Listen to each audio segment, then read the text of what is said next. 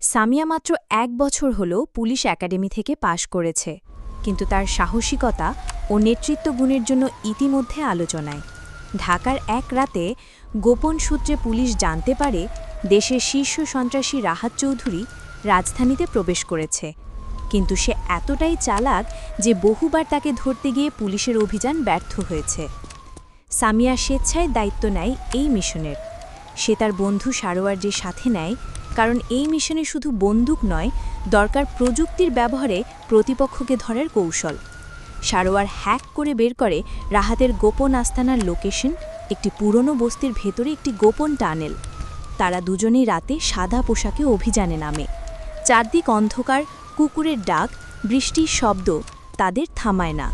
সামিয়া বন্দুক হাতে এগিয়ে যায়, সারোয়ার তার পেছনে ল্যাপটপ হাতে। হঠাৎ তারা মুখোমুখি হয় রাহাতের দলের দুজন পাহারাদারের সঙ্গে। ছোটখাটো গুলির লড়াই হয়। সামিয়া বুলেট প্রুফ ভেস্ট পরেছিল, সে একজনকে গুলি করে ফেলে, আর একজন পালিয়ে যায়। তারা গোপন টানেলে পড়েছে দেখে রাহাত তার মুখোশ খুলে স্রেফ আরাম করছে, কিন্তু সামনে একটি টাইমড বোমা সেট করা। শহরে বিশাল বিস্ফোরণ ঘটাতে চায় সে।